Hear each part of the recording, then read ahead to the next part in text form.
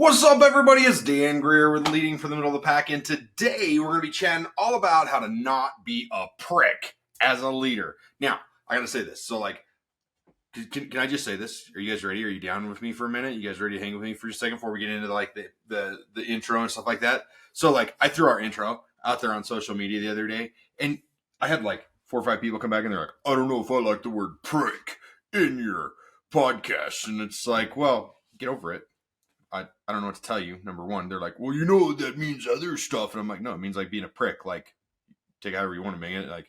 I'll tell you what I take by it. But, we can go from there another day. But my point is you can't be afraid to be a little bit diverse. So as we get into this, if the title of this offends you, I am sorry. Not really, but I'm sorry.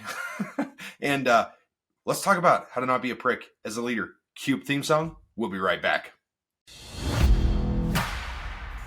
The big question is this: how are leaders, like us, who aren't necessarily in a management position, who go out and get our hands dirty, who are ready to answer their calling from God to lead, who are driven to learn and grow, gain the trust and respect of those around us, to actually be heard while not coming across as an authoritative prick? These are the questions, and this is the podcast that will give you the answers. Hi, my name is Dan Greer, and welcome to Leading from the Middle of the Pack.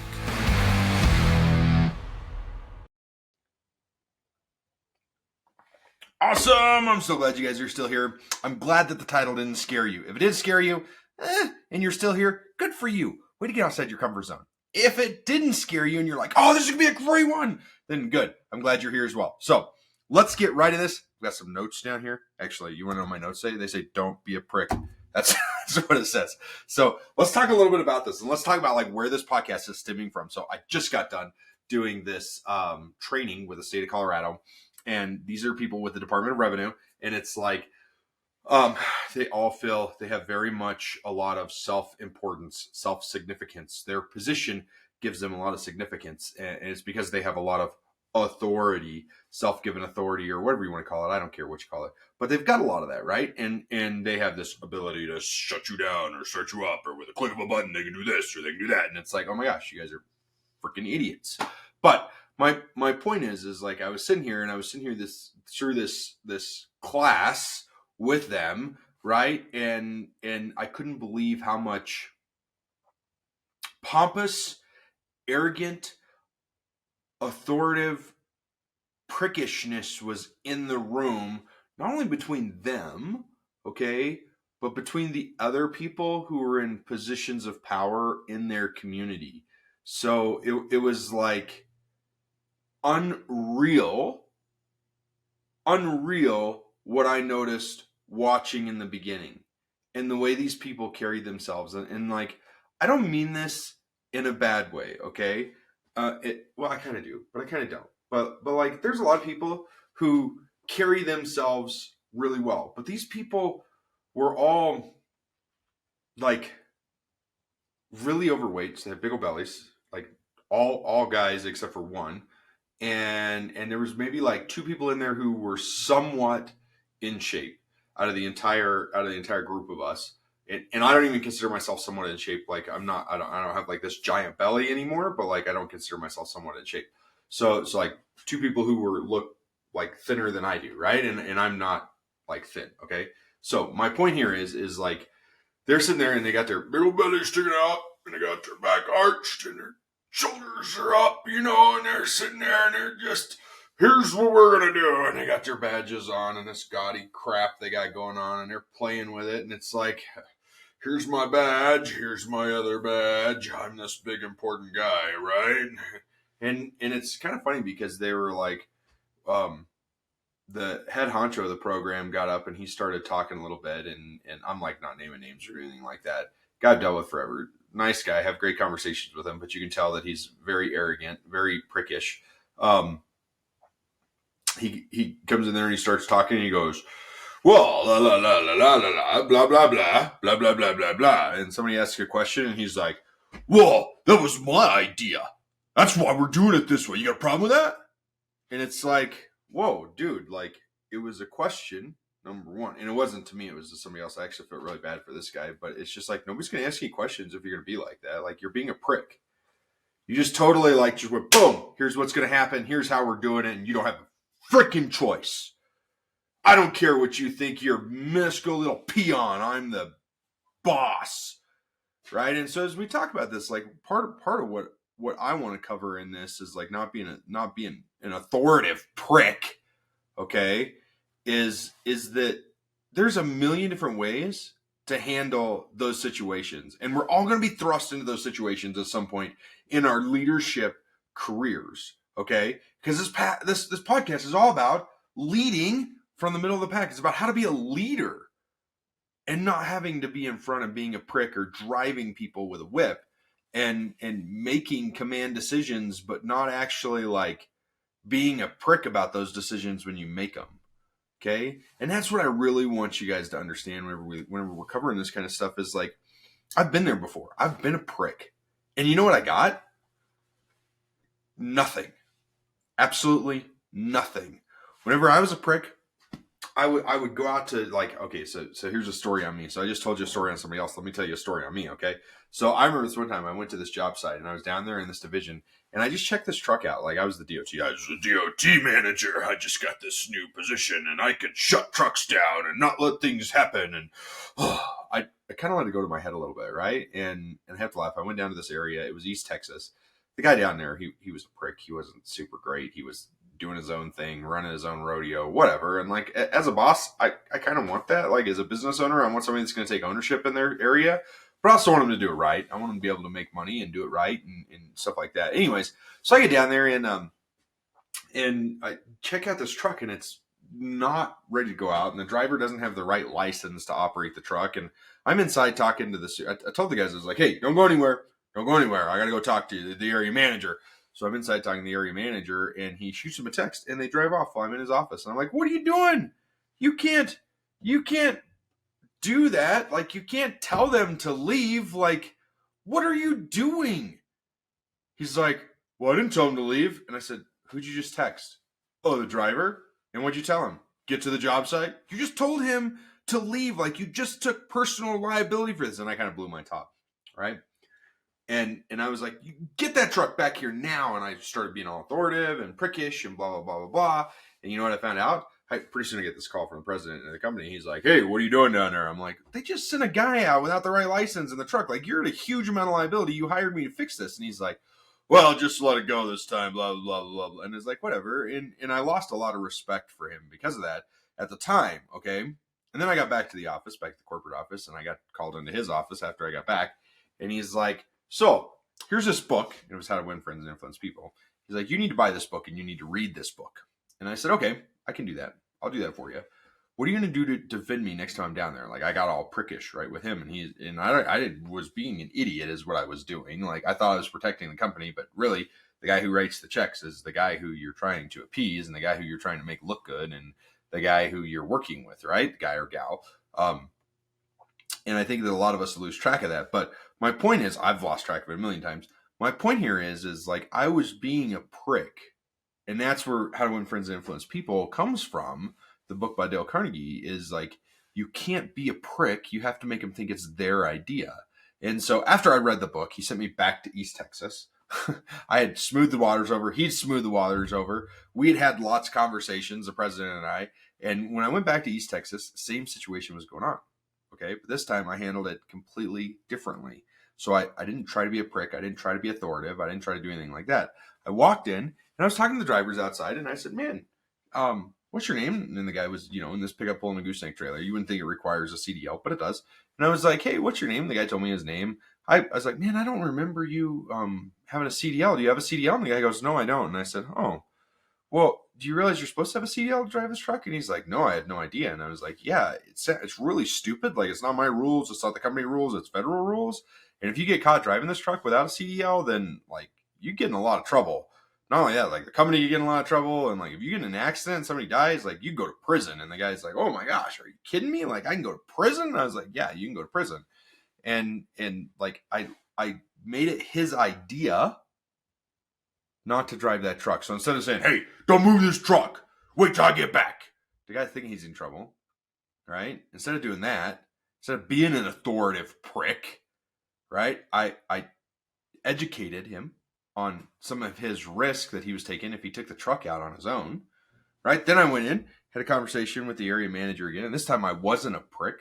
This time I was super nice. I was like, hey, do you realize how much risk you're putting yourself in by sending somebody out on the road without a CDL in a truck that should have a CDL? And the guy's like, well, I know there's risk involved, blah, blah, blah. And he was still really cocky and prickish. Like, don't get me wrong.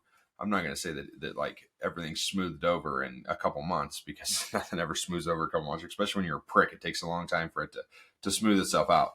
But anyways, my point is like, I had a great conversation with him. And at the end of it, he brought the guy in and we started chatting with him a little bit, and we were like, hey, here's the deal. Here's what we're going to do. Here's how we're going to fix it. And we ended up bringing the guy to Colorado. He got his permit. We brought him to Colorado. We got him a CDL. Boom. He was done. A couple weeks later, he was 100% finished. He was qualified to drive that truck, and it was no big deal. Then the dude was a better asset. He felt better. He's like, oh, this is so much better. Now I have a better qualification. Oh my gosh. Oh, and it's so great. And the manager's like, oh, this was such an easy process. Like, it cost me a little bit of money to get all this done, but like, it was such an easier process than what I thought it was going to be. Thank you for finding me a solution. And in the end, we actually had a great relationship. I will say that I actually still talk to this guy, even though I don't love him, but you know what I mean? Like, because I chose not to be a prick the second time and take some of the stuff that I learned from How to Win Friends and Influence People by Dale Carnegie, that the president of the company and one of my mentors gave to me. It allowed me to diffuse a situation and make it better and save the company and the driver and the area manager a ton of risk, a ton of liability, a ton of everything.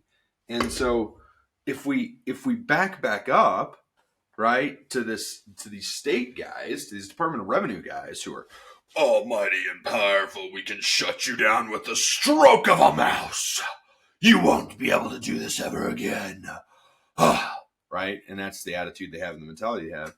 If they change their mentality of, hey, we're here to help, we're here to actually make your life easy, and actually proved that they were there to make your life easy, instead of just saying, oh yeah, we're on your side, ha ha ha, yeah, till we come get you and we stab this knife in your back and twist it around because we can, right? They've got to get rid of that mentality, and they've got to change the mentality of, hey, we're here to help. We're here to make life easy. Here's the keys. I'm unarmed. Here's the keys to the car. Take the car. It's going to make your life easier to get from point A to point B if you do this. Empathy, not sympathy, empathy. You empathize with people. That's how you're not authoritative. And now, like, my big question with this is, so I told you a couple short stories on this. Like, I told you a couple ways of how I've dealt with this. I want you to think about, like, a couple ways that you've dealt with it when somebody's been a prick to you. Like, what happens when somebody's a prick to you? Think about this. Like, let's say that you're speeding at some point in our lives, except for my dad. We've probably all sped. He's like the only guy I know that always drives the speed limit or under the speed limit, like no matter what. I think I've seen him speed like once in his life, and that's because he was following somebody else that was doing 5 over the speed limit. It was like driving him nuts. He was so afraid to lose him because he didn't know where he was going. This was before GPS. It was before anything else. And he they were wanting to do like 10 over, and he's like, oh, and so he started doing 5 over on the drive, and that's where he ended up. But anyways, my point is like, let's take speeding for an example. Let's say that you're speeding. Let's say you're going 5 over the speed limit, and you get pulled over, and the cop comes up and he goes, hey, you know why I pulled you over? And you're like, no. He intimidates you, right? He intimidates you. That's his point. He's coming across as a prick to intimidate you.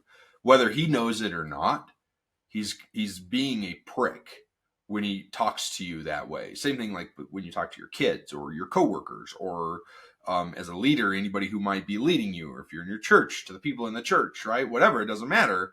If somebody's looking at you and you treat them bad, if you are a prick to them, they're not going to treat you with respect either, right? Like, you got to treat people with respect. Anyways, let's go back to this thing. Cop pulls you over, he comes over and, hey, we know I pulled you over. You're going to be like, and you're probably not going to answer him. But the cop comes up and he goes, hey, I caught you doing like 5 over back there. What's the rush? How come you're speeding? Like, give me a good excuse. Let me let you go. Give me a good excuse why you're speeding, right? Tell me why. Is there an important reason? Are you in a hurry? Are you not paying attention? Like, what's going on? I speed. It's not a big deal, right? Like, that's kind of what he's saying whenever he says that. He's like, yeah, I understand accidents happen. Why did this accident happen? Do you know? Do you see the difference? What kind of reaction are you going to get to that one? You're going to be like, oh, well, yeah, I probably just wasn't paying attention. Or, oh, man, I'm so late for work. Or depending on the type of person you get, somebody's going to make a million excuses, right? And then you're going to get the people that's like, yeah, I just wasn't looking. Or, yeah, I knew I was speeding. I'm just trying to get there quicker.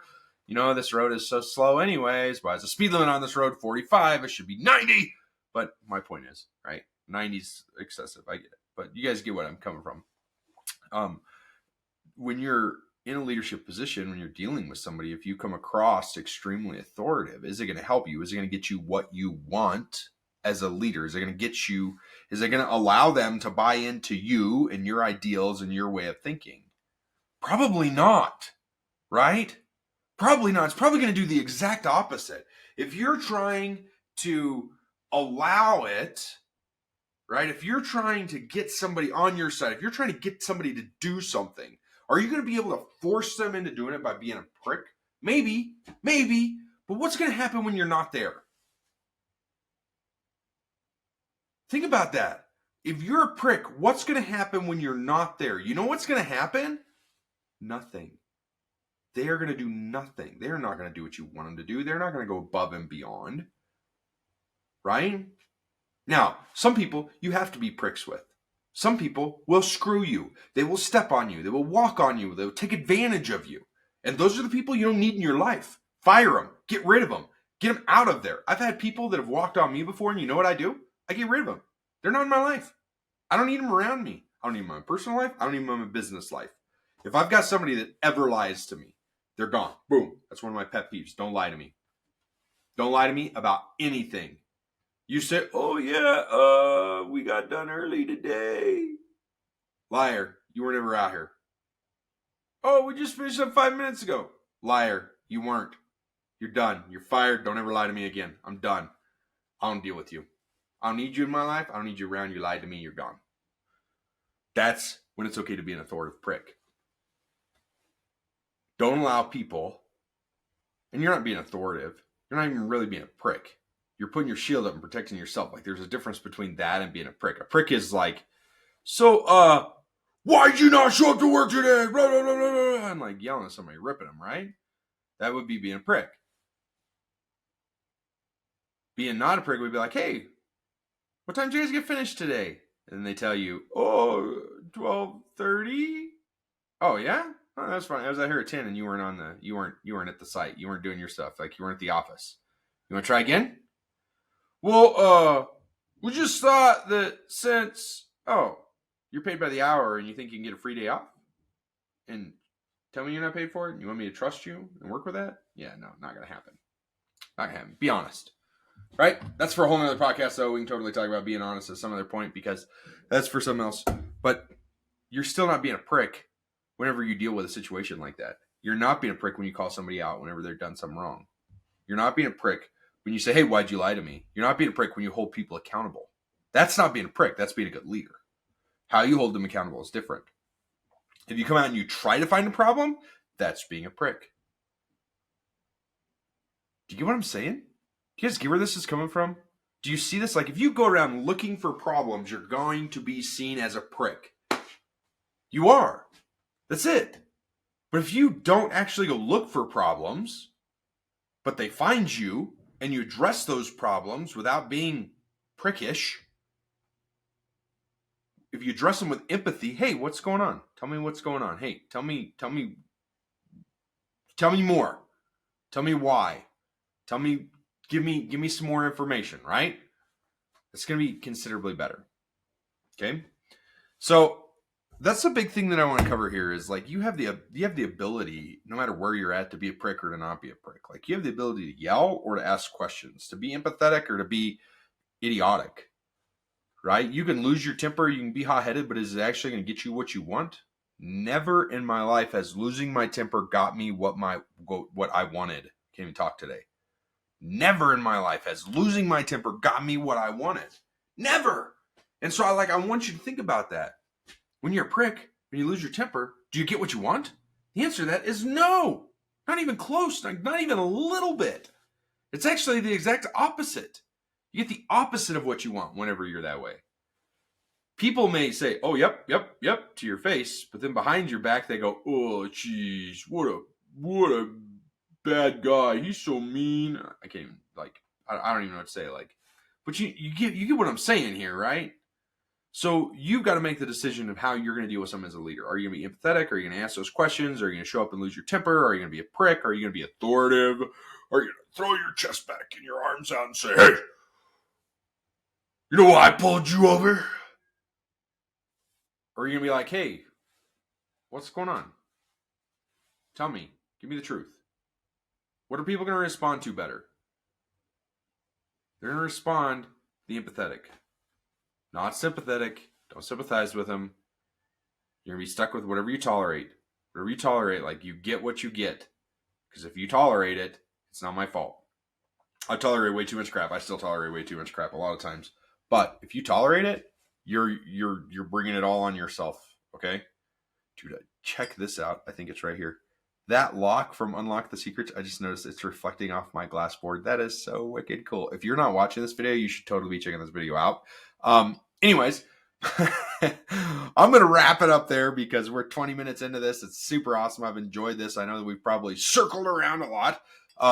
If you've enjoyed this podcast, awesome. Share it. We would love to grow it. And I'm going to tell you, if you're thinking about starting your own podcast, you should probably do it. Thinking about starting your own vlog, whatever, you should probably do that if you want to start growing your brand.